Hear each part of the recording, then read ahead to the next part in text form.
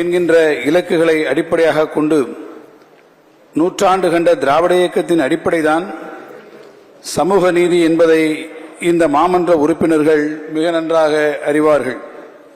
அந்த சமூக நீதி தத்துவம்தான் இந்த நிதிநிலை அறிக்கையினுடைய ஒவ்வொரு பக்கத்திலும் பிரதிபலித்திருக்கிறது.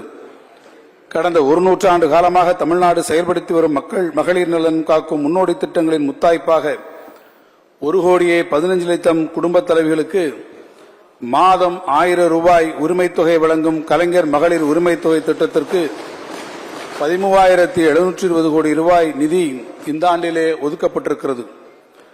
நமது மாண்புமிகு முதலமைச்சர் அவர்கள் பதவியேற்றவுடன் முதல் கையெழுத்திட்ட 5 கோப்புகளில் ஒன்று விடியல் பயணத் திட்டமாகும். இத்திட்டத்தின் மூலமாக இதுவரை 440 கோடி பயணங்கள் மேற்கொள்ளப்பட்டிருக்கின்றன. இந்த திட்டத்திற்காக அரசு இந்த வருடத்திற்கு 3050 கோடி ரூபாய் நிதி ஒதுக்கியிருக்கிறது என்று அந்த நிதியை நாங்கள் 3050 கோடி ரூபாய் நாங்கள் ஒதுக்கி இருக்கிறோம் என்று நாங்கள் சொல்வதை விட இந்த திட்டத்தினால் பயன்பெறும் பெண்கள் ஒவ்வொருவரும் மாதம் 900 ரூபாய் சேமிக்கிறார்கள் என்பதுதான் நமக்கெல்லாம் இருக்கக்கூடிய பெருமை. விலை மதிப்பில்லாத இந்த 900 ரூபாயின் மதிப்பை நாங்கள் நன்றாக உணர்கிறோம்.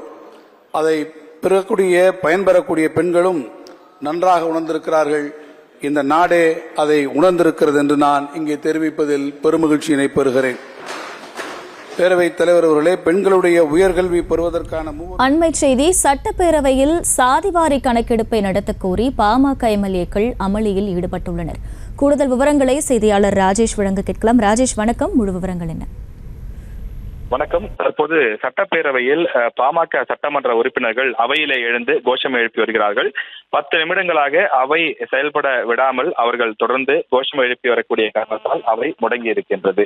ஜி.கே. மணி உள்ளிட்ட பாமகவினுடைய 5 சட்டமன்ற உறுப்பினர்கள் தமிழ்நாட்டில் சாதிவாரி மக்கள் தொகை கணக்கெடுப்பை எடுக்க வேண்டும், தமிழக அரசுக்கு அந்த அதிகாரம் இருக்கிறது என்று சொல்லி அவர்கள் தொடர்ந்து சட்டமன்றத்திலே கோஷத்தை எழுப்பி வருகின்றார்கள். அமைச்சர் தங்கம் தென்னரசு தொடர்ந்து அவர் நிதி பட்ஜெட் தாக்கல் செய்த நிலையிலே பதிலுரையிலே அமைச்சர் பேச முற்பட்டார். ஆனால் அமைச்சரை பேச விடாமல் அனைத்து சட்டமன்ற உறுப்பினர்களும் பாமகவினுடைய சட்டமன்ற உறுப்பினர்களும் எழுந்து நின்று அவர்கள் கோஷம் எழுப்பி வருகிறார்கள். எங்களுக்கு தமிழ்நாட்டில் சாதிவாரி மக்கள் தொகை கணக்கெடுப்பு வேண்டும், அப்போதுதான் வன்னியர்களுக்கான பிரதிநிதித்துவம் கிடைக்கும், எங்களுக்கு தனி இடஒதுக்கீடு என்பது வேண்டும், எங்களுடைய மக்கள் பின்தங்கி இருக்கிறார்கள் என்று தொடர்ந்து கோஷங்களை எழுப்பி வருகிறார்கள். அப்போது குறுக்கிட்ட பேரவைத் தலைவர் சபாநாயகர் அப்பாவு அவர்கள், இந்த ஜாதிவாரி மக்கள் தொகை கணக்கெடுப்பு எடுக்கக்கூடிய விவகாரம் என்பது மத்திய அரசு தான் எடுக்க வேண்டும், அரசியலமைப்பு சட்டப்படி மத்திய அரசுக்குத்தான் அதிகாரம் இருக்கிறது, மாநில அரசு எடுக்க முடியாது என்று சொல்லியும் அதனை ஏற்காமல் தொடர்ந்து கோஷங்களை எழுப்பி வந்தார்கள். அப்போது எழுந்த முதலமைச்சர் இது தொடர்பாக ஆணையம் ஏற்கனவே அமைக்கப்பட்டுள்ளது என்று விளக்கம் கொடுத்தார்.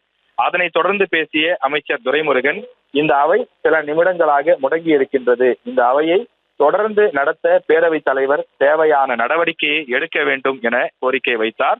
ஆனாலும் தங்களுக்கு பேச வாய்ப்பு வழங்க வேண்டும், சாதிவாரி மக்கள் தொகை கணக்கெடுப்பு எடுக்க தமிழக அரசுக்கு அதிகாரம் இருக்கிறது, தன்னுடைய அதிகாரத்தை பயன்படுத்தியே தமிழக அரசு எடுக்கலாம், மத்திய அரசு இந்த சாதிவாரி மக்கள் தொகை கணக்கெடுப்பை எடுக்க வேண்டிய அவசியம் இல்லை என தொடர்ந்து கோஷம் எழுப்பி வருகிறார்கள்.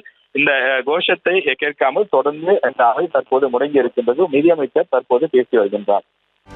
செய்திகளை உடனுக்குடனும் துல்லியமாகவும் தெரிந்து கொள்ள சப்ஸ்கிரைப் பண்ணுங்க.